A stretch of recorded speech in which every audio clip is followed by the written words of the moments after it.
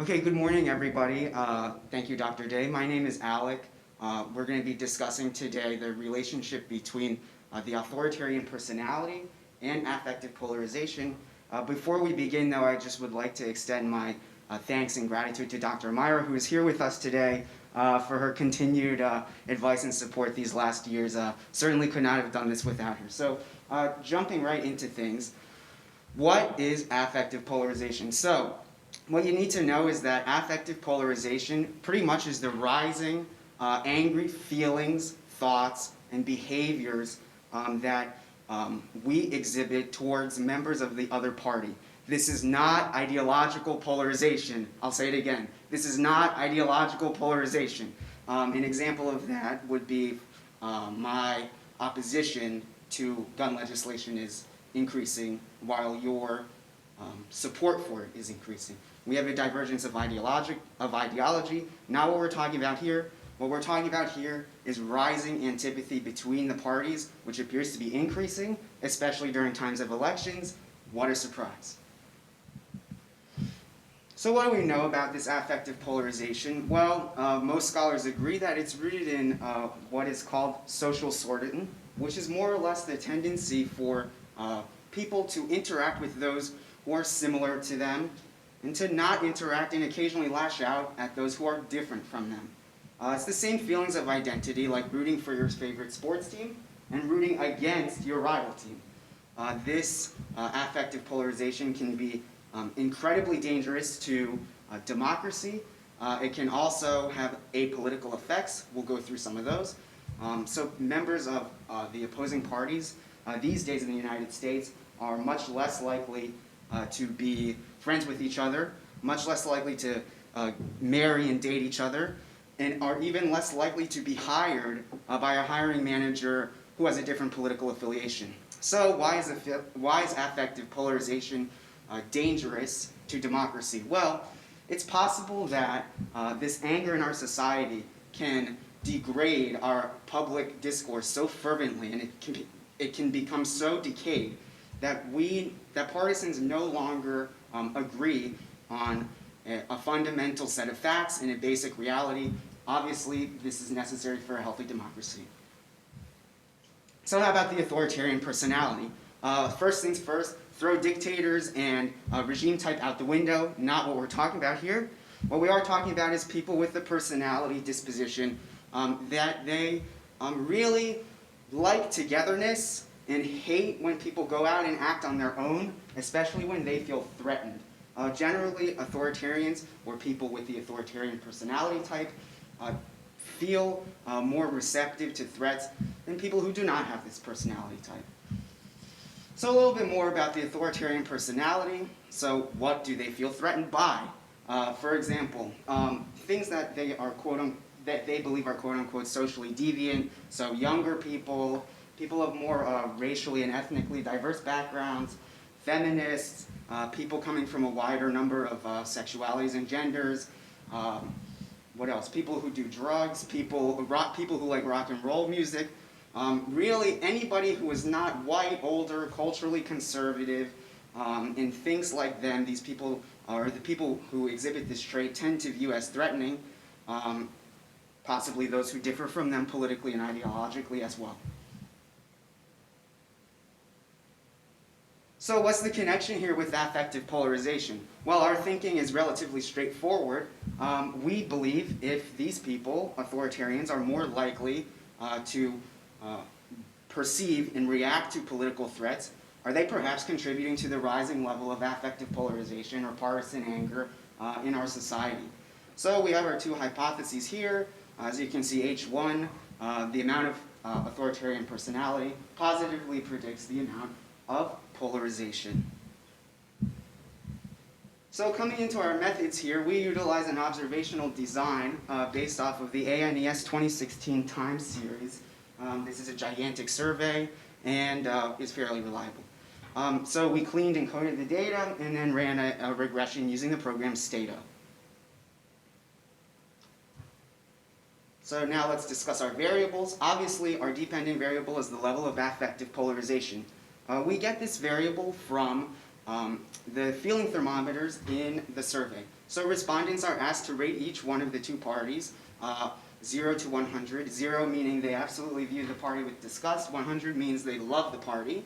So we subtract these two values from each other. We get a new variable from negative 100 to positive 100. We then fold that variable, so we get another new variable from 0 to 100. A 0 would indicate a respondent who thinks identical about the two parties. They think the exact same. A 100 means that a respondent views one party much better than the other, as a matter of fact, to the maximum degree.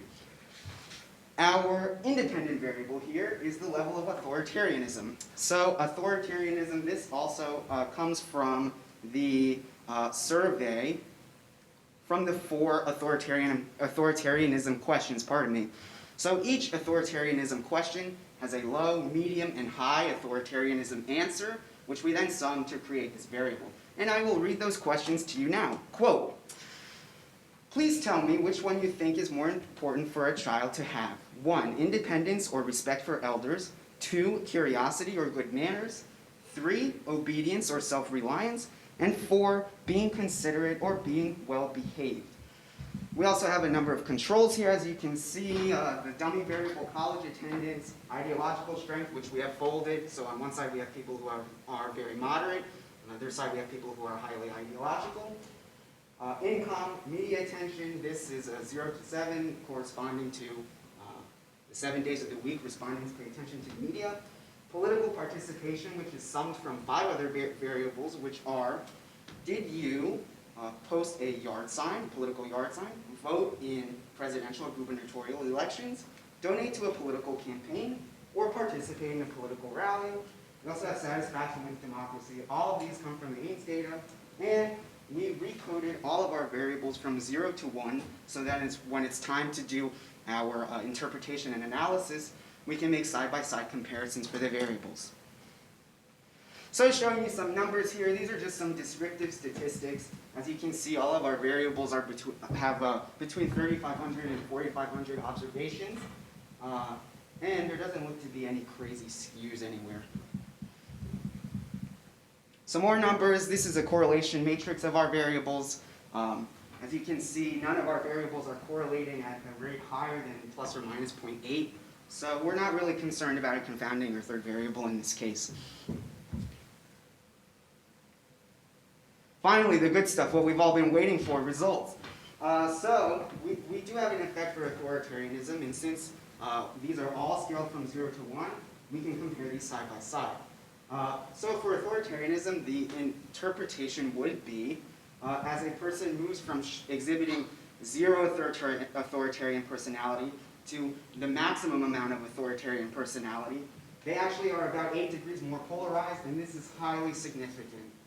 As you can see, some other effects that are quite large are ideological strength and political participation. I mean, they correlate pretty well, so we would expect to see something like that.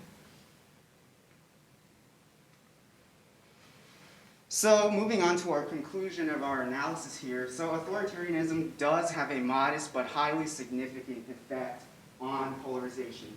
So this confirms our hypothesis, and authoritarian personality actually is more significant than 3 of our controls, as you can see up there.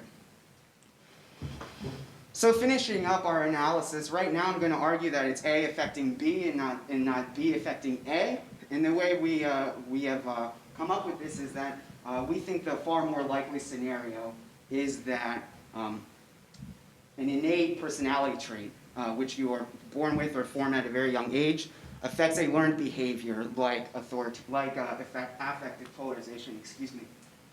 So the survey is not asking respondents to change the way they think. It's not asking respondents to change their personality, at least not intentionally. So we argue that that scenario is far less likely. This is an observational design. Only an experimental design can prove causation, which we cannot do. But it is pretty infeasible for us to randomly assign the authoritarian personality to study participants. Matter of fact, I would venture to say that is just not the way the world works. So finally, future research and some implications. We probably have about excuse me, we can go ahead and say that this type of research can be pretty important. I mean, authoritarians make up a pretty sizable amount of the population and are a fairly powerful voting bloc, at least in the United States. So we might be able to know more things through further research, like the health of democracy, public opinion, voting preferences on certain policies, as well as we may be able to examine why we're living in such a polarized environment now, and also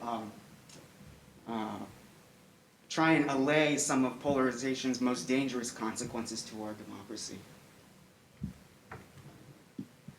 Thank you very much.